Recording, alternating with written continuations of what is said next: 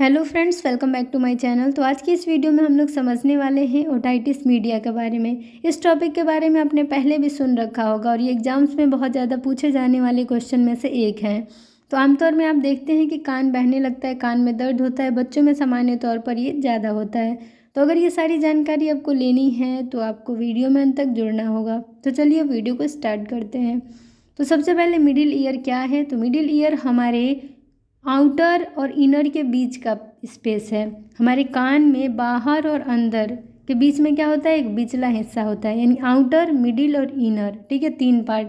तो middle ear में जब इन्फ्लामेशन हो जाएगा तो उसे कहेंगे क्या? तो उसे कहेंगे ओटाइटिस मीडिया। और ये टिम्पैनिक मेम्ब्रेन और इनर ईयर के बीच का हिस्सा होता है। इसमें हमारा क्या होता है? तो फ्लूइड भरा होता है। ठीक है, मिडिल ईयर में फ्लूइड तो होता है और एयर भी होता है, लेकिन कभी कभी ये जो है म्यूकस से और फ्लूइड से भी बहुत ज़्यादा भर जाएगा। आप समझ रहे हैं क्या?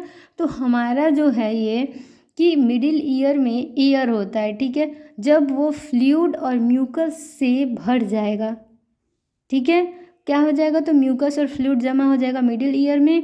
और ये कुछ बैक्टीरिया, वायरस या फिर कुछ पैथोजेंस क्या है? तो डिजीज कॉजिंग माइक्रो ऑर्गेनिज्म हैं। ऐसे माइक्रोब्स जो कि बीमारी का कारण बनते हैं। तो इनके कारण क्या होगा? तो इन्फेक्शन हो जाएगा हमारे कान में। ये जो फ्लूइड और म्यूकस है हमारे कान में, ये इन्फेक्ट हो जाता है पैथोजन से, तब हम इसे क्या कहेंगे? तो ईयर इन्फेक्शन कहेंगे। ये बहुत ज़्यादा पीडियाट्रिक प्रॉब्लम्स हैं, यानी कि बहुत ही कॉमन जो होता है ये बच्चों में होता है। सामान्य तौर पे बच्चों में ये ज़्यादा देखा जाता है। अब देखें कि जो एक वर्ड में कहते हैं कि ओटाइटिस मीडिया क्या है? तो इन्फ्लेमेशन ऑफ मिडिल ईयर। समझ गए? मिडिल ईयर का इन्फ्लेमेशन को हम लोग क्या कहेंगे?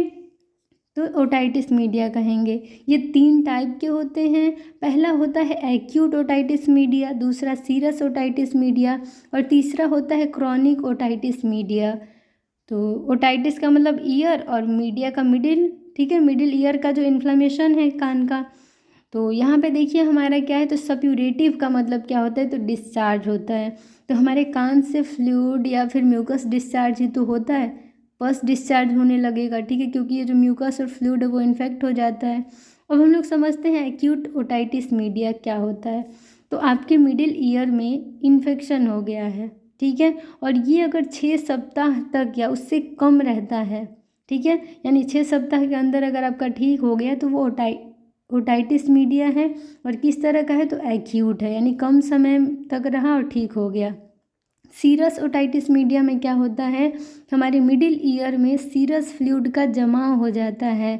और ये क्या होता है? तो ये मतलब इन्फेक्शन हमारे कान में नहीं रहेगा, लेकिन अचानक से क्या होता है कि फ्लूइड का सिक्रीशन हो जाता है, जमाव हो जाता है। ये जो फ्लूइड है वो इतना ज़्यादा बढ़ते जाएगा और बढ़ जाएगा कि उसके कारण हमारे मिडिल ईयर में निगेटिव प्रेशर बनता है।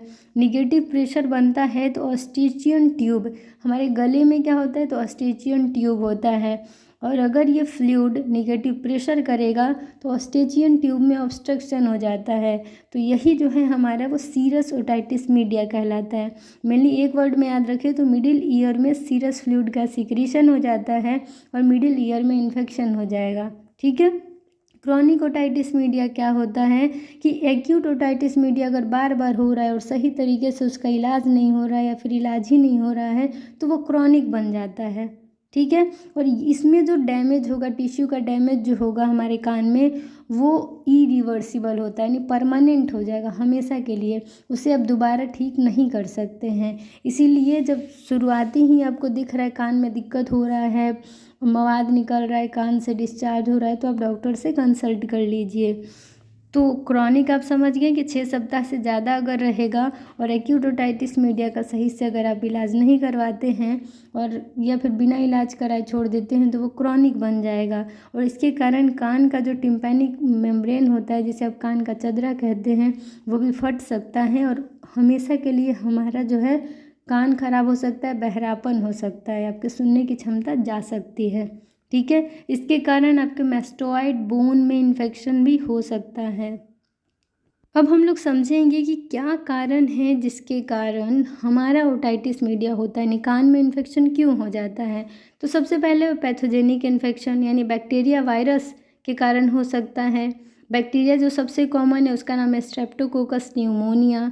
अपर रेस्पिरेटरी इन्फेक्शन, अगर आपको साइनस है, साइनसाइटिस है, यानी कि साइनस में बार बार इन्फेक्शन हो जाता है, सर्दी जुकाम रहता है, गले में आपको हमेशा इन्फेक्शन लगा रहता है, आपको जो है एलर्जिक रिएक्शंस हैं, बहुत जल्दी एलर्जी हो जाता है, आपके बॉडी में जो है कान में मेनली अगर कोई बाहर का ऑब्जेक्ट आ गया, धूल या फिर कोई कीड़ा आ गया या फिर कोई फॉरेन बॉडी आके कान में अटक गया आ गया, तो इसके कारण भी जो है आपके कान में इन्फेक्शन हो सकता है। या फिर मेन कारण आपका क्या है कि अगर आप एक्यूट ओटाइटिस मीडिया को सही से इलाज नहीं करवा रहे हैं या फिर उसका इलाज नहीं करवा रहे हैं तो ओटाइटिस मीडिया तो होना ही होना है, ठीक है, यानी क्रॉनिक ओटाइटिस मीडिया हो जाएगा। तो मेनली आप याद कर लें कि पैथोजेनिक में क्या क्या है, तो बैक्टीरिया, वायरस, और अगर आपको अपर रेस्पिरेटरी ट्रैक इन्फेक्शन है, अगर हमेशा सर्दी जुकाम रहता है, साइनसाइटिस की दिक्कत है, राइनाइटिस की दिक्कत है, आपका जो है डेंटल इन्फेक्शन हुआ रहता है, दांतों में इन्फेक्शन, गले में इन्फेक्शन हुआ रहता है, आपको एलर्जिक रिएक्शंस हैं, यानी एलर्जी बहुत जल्दी हो जाता है, कोई फॉरेन बॉडी, कोई बाहर का चीज़ जो है आपके कान में आ घुसा है, तो इस तरीके से इन सारे कारणों की वजह से भी ओटाइटिस मीडिया हो जाता है, कान में इन्फेक्शन हो जाता है। और इसमें नेक्स्ट है कि आपका जो है क्या लक्षण आएंगे अगर आपको कान में इन्फेक्शन हो रखा है तो क्लिनिकल मैनिफेस्टेशन में क्या है, यानी साइन एंड सिम्टम्स क्या क्या होंगे। तो एक्यूट है, यानी अभी 6 सप्ताह से कम में अगर आपका ठीक हो गया तो उसे एक्यूट कहते हैं, यानी कम समय में जो ठीक हो जाए, कम समय के लिए जो होता है इन्फेक्शन, उसे एक्यूट कहते हैं, ठीक है। तो इसमें क्या क्या लक्षण आएंगे, तो आपको कान में दर्द हो सकता है, कान से कुछ जो है फ्लूइड बाहर निकल सकता है, डिस्चार्ज हो सकता है, आपका जो है सुनने की क्षमता जा सकती है, थोड़ी बहुत जो है सुनने में दिक्कत हो सकती है, मेनली बुखार आपको रहेगा, क्योंकि इन्फ्लामेशन है, इन्फेक्शन है, तो बुखार आना, दर्द होना, ये सब लाजमी है, तो आपको दर्द होगा। और कान में कुछ दिक्कत है तो सिर में दर्द होगा और उल्टी जैसा महसूस होगा, या फिर हो सकता है उल्टी भी लगे आपको, बहुत इरिटेशन होगा कान में और कान के आसपास, और आपको जो है भूख नहीं लगेगा, एनोरेक्जिया की दिक्कत हो सकती है।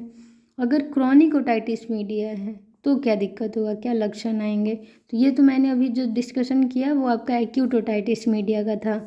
अब क्रॉनिक में एक्यूट वाला लिख सकते हैं, लेकिन क्रॉनिक वाला एक्यूट में नहीं लिख सकते हैं, ठीक है। तो मेनली क्रॉनिक ओटाइटिस मीडिया में क्या लक्षण आएंगे, तो कान दर्द तो होगा ही, ठीक है, यानी ओटैल्जिया होगा। टिम्पैनिक मेम्ब्रेन, यानी जो कान का चदरा है वो फट सकता है, उसमें छेद हो सकता है, ड्रेनेज हो सकता है, तो कान से जो है डिस्चार्ज भी हो सकता है। टिनिटस, आपको हमेशा कान में जैसे लगेगा कि घंटी बज रहा है, तो रिंगिंग साउंड भी आपको सुनाई दे सकता है, चक्कर आ सकता है, आपको इरिटेशन लग सकता है, कान में, कान के आसपास लालपन सा या फिर सूजन हो सकता है। फिर है कि ऑस्टेचियन ट्यूब में ऑब्स्ट्रक्शन हो सकता है, नेगेटिव प्रेशर बन जाएगा, क्योंकि मिडिल ईयर में अगर सीरस फ्लूइड जमा हो जाएगा तो क्या होगा, तो निगेटिव प्रेशर बनेगा, उसके कारण ऑस्टेचियन ट्यूब जो गले में होता है फेरिंक्स के पास, उसमें ब्लॉकेज हो जाएगा, ऑब्स्ट्रक्शन हो जाएगा। तो मेनली ये सारे लक्षण हैं, और आपका जो हियरिंग लॉस भी हो सकता है। तो अब हमारा नेक्स्ट है पैथोफिजियोलॉजी। तो पैथोफिजियोलॉजी में हम क्या देखते हैं कि ये मेनली जो है फिजियोलॉजी होता है, यानी नॉर्मल फंक्शन क्या है बॉडी का, और पैथो मीन्स क्या गड़बड़ी हो गई है, क्या चेंजेस हो गई है जिसके कारण आपको दिक्कत हो रही है। तो मेनली पैथोफिजियोलॉजी अगर लिखते हैं तो आपको एग्जाम्स में अच्छे नंबर मिलेंगे। तो चलिए समझते हैं। सबसे पहले किसी भी कारणवश हो सकता है, पैथोजेनिक हो, इन्फेक्शन हो, चोट लगा हो, या फिर एक्यूट ओटाइटिस मीडिया, तो किसी भी कारणवश आपके कान में इन्फेक्शन हुआ, ठीक है, फिर इन्फ्लामेशन हुआ और आपके कान में क्या होता है, मिडिल ईयर में सूजन हो जाता है, ठीक है, सूजन हो गया, वहाँ पे मवाद बनने लगा, ठीक है, तो वहाँ पे मवाद बनने लगा, उसके बाद क्या होता है कि ये जो है, जो आपका यहाँ पे एक्जिउडेट बन रहा है वो मोटा होते गया और जो है वो कंटिन्यूअसली बनते गया, और फिर वो पस के फॉर्म में आ जाता है, यानी पस फॉर्मेशन होने लगता है, मवाद बनने लगता है। इसके बाद क्या होता है कि ज़्यादा समय तक अगर मिडिल ईयर में ये सारा चीज़ बन रहा है, पस बन रहा है और वहाँ पे जो है प्रेशर हो रहा है, तो टिम्पैनिक मेम्ब्रेन यानी जो कान का चदरा है वो भी परफोरेट कर सकता है, यानी छेद हो सकता है, फट सकता है। तो यहाँ तक का जो ये पैथोफिजियोलॉजी है वो एक्यूट ओटाइटिस मीडिया के लिए है, ठीक है। इससे आगे क्या होगा कि ज़्यादा समय तक अगर पस बना रहेगा तो प्रेशर बहुत ज़्यादा होगा हमारे मिडिल ईयर में, ठीक है। इसके कारण वहाँ के जो टिश्यू हैं, ठीक है, वो जो टिश्यू हैं वो डैमेज होने लगेंगे और उनका डेथ होने लगेगा, यानी टिश्यू जो हैं वो ख़राब हो जाएंगे, मर जाएंगे। इसके कारण क्या होगा कि हमारे वहाँ पे टिम्पैनिक मेम्ब्रेन है, कान का चदरा है, वो भी ख़राब होगा।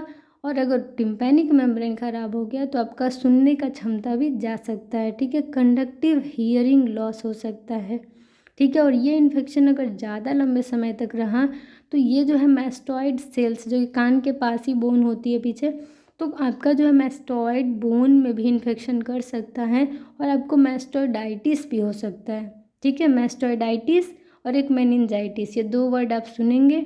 ओटाइटिस मीडिया के कारण ये दोनों भी हो सकता है। तो हमने यहाँ तक समझ लिया कि क्या लक्षण आएंगे, क्या पैथोफिजियोलॉजी होगा। अब नेक्स्ट है कि अब आपको जो है कौन कौन सी जांचें करवानी होगी, जिसके बाद आपको पता चलेगा कि कान में आपको ऐसी दिक्कत हो रखी है। तो सबसे पहले फिजिकल एग्जामिनेशन करवाना होगा। अगर किसी व्यक्ति के कान में इन्फेक्शन है, कान से मवाद निकल रहा है, तो आपको देख के पता चल जाएगा कि उनको ये दिक्कत हो रही है। तो फिजिकल एग्जामिनेशन यानी देख के एग्जामिनेशन करेंगे, आप पता लगाएंगे। ऑटोस्कोपिक एग्जामिनेशन यानी ऑटोस्कोप एक औजार है, इंस्ट्रूमेंट है, जिसके हेल्प से आप कान को अच्छे से जांचेंगे। ऑडियोमेट्री होता है, यानी बोलकर उन्हें जो है सुनने की क्षमता चेक करेंगे। टिम्पैनोमेट्री होता है, टिम्पैनिक मेम्ब्रेन टेस्ट करेंगे इंस्ट्रूमेंट की हेल्प से या फिर फिजिकल एग्जामिनेशन से भी, जैसे मतलब मेनली इंस्ट्रूमेंट से करते हैं, ठीक है। नेक्स्ट है कल्चर एंड सेंसिटिविटी टेस्ट, जो पस निकल रहा है, जो एक्यूडेट निकल रहा है, तो उसको जो है लैब में भेजते हैं एग्जामिनेशन के लिए, ठीक है। कल्चर सेंसिटिविटी टेस्ट करवा लेते हैं। फिर है माइक्रोस्कोपिक व्यूज़ ले लेते हैं, ठीक है। नेक्स्ट है एमआरआई। एमआरआई की नीड भी होती है, वो ज़्यादा रेयर है, ठीक है। एमआरआई भी लेकिन करवा सकते हैं और इसमें जो है आप ईएसआर करवा सकते हैं, यानी आप जो है मेनली ये जानने के लिए कि ये बैक्टीरियल है, वायरल है, उसके लिए ये सारे टेस्ट आप अगर कल्चर सेंसिटिविटी करवा लेते हैं तो आपको पता लग जाएगा। तो ये सारे जांच आप करवा सकते हैं। तो इसके बाद नेक्स्ट हमारा है कि अगर हम लोग इसका इलाज नहीं करवाते हैं तो क्या क्या कॉम्प्लिकेशन यानी क्या क्या दिक्कतें आपको देखने को मिलेंगी। तो इसमें आपका है कि कॉम्प्लिकेशन क्या होगा, तो आपको कंप्लीट हियरिंग लॉस हो सकता है, यानी कि सुनने की क्षमता आपकी जा सकती है। फेशियल नर्व्स पैरालिसिस हो सकता है, यानी जो फेस की, जो चेहरे की कुछ नर्व्स होती हैं वो काम करना बंद कर सकती हैं, पैरालाइज हो सकता है। तो पैरालिसिस भी हो सकता है आपको, और वो पूरे बॉडी का नहीं, बस फेशियल नर्व्स की पैरालिसिस हो सकती है, ठीक है। यानी कि चेहरे का आधा हिस्सा या पूरा हिस्सा, या जिस हिस्से में नर्व से जो इफेक्ट हो रही हैं वहाँ के हिस्से में आपको कोई सेंसेशन नहीं होगा, कुछ फील नहीं होगा, तो ऐसा भी हो सकता है। फिर है मेनिंजाइटिस यानी मेनिंजेज, जो कि मेम्ब्रेनस कवरिंग है ब्रेन की, स्पाइनल कॉर्ड की, तो उसमें भी इन्फ्लामेशन हो सकता है, इन्फेक्शन हो सकता है। नेक्स्ट है मैस्टोइडाइटिस यानी मैस्टोइड सेल्स, मैस्टोइड बोन में भी इन्फेक्शन हो सकता है। फिर मैनेजमेंट है, यानी कि अगर कान में इन्फेक्शन हो रखा है तो क्या इलाज है, किस तरीके से इसको ट्रीट करेंगे, मैनेज करेंगे। तो बैक्टीरियल है तो एंटीबायोटिक्स देते हैं, जिसमें ब्रॉड स्पेक्ट्रम एंटीबायोटिक थेरेपी देते हैं, जिसमें एमॉक्सिसिलिन देना एकदम मतलब बेस्ट होता है, यानी एमॉक्सिक्लेव देते हैं। और आप पेनिसिलिन दे सकते हैं, एजिथ्रोमाइसिन यानी मैक्रोलाइड में एजिथ्रोमाइसिन आता है वो दे सकते हैं। फिर आप ट्रिम्पेथोप्रिम दे सकते हैं, सल्फामिथोक्साजोल दे सकते हैं। तो ये सारी चीज़ें भी आप दे सकते हैं, जिससे कि मरीज़ को आराम हो जाएगा। एंटीहिस्टामिन्स दे सकते हैं, अगर एलर्जी के कारण कान में इन्फेक्शन हुआ है तो फेनिरामाइन मैलिएट दे सकते हैं, क्लोरफेनिरामाइन दे सकते हैं। एनासिड्स दे सकते हैं, यानी non steroidal anti inflammatory drugs दे सकते हैं, जिसमें आपका न्यूमेसिलाइड आता है, तो ये सारी दवाइयाँ भी काम करेंगी। और एंटीसेप्टिक ईयर वॉश यानी कान की अच्छे से धुलाई करिए, एंटीबायोटिक भी लीजिए, यानी ज़्यादा सीरियस है तो एंटीबायोटिक्स यानी दवा भी लीजिए और कान की अच्छे से सफाई भी करिए, ठीक है। और सर्जिकल मैनेजमेंट यानी क्या क्या सर्जरी करवा सकते हैं, तो मेरिंगोटॉमी करा सकते हैं। तो मेरिंगोटमी में क्या होता है, तो ईयर ड्रम में इंसिजन लगाया जाता है, वो ईयर ड्रम हमारे यानी कान का चदरा ब्लॉक कर गया है, तो क्या होता है कि ईयर ड्रम में एक छोटा सा इंसिजन लगाएंगे और जितना मिडिल ईयर में फ्लूइड भर गया है, जितना पस भर गया है, उसको क्या करते हैं, ड्रेन कर देते हैं, ठीक है, जिससे कि वहाँ पे जो प्रेशर पड़ रहा है वो कम हो जाए।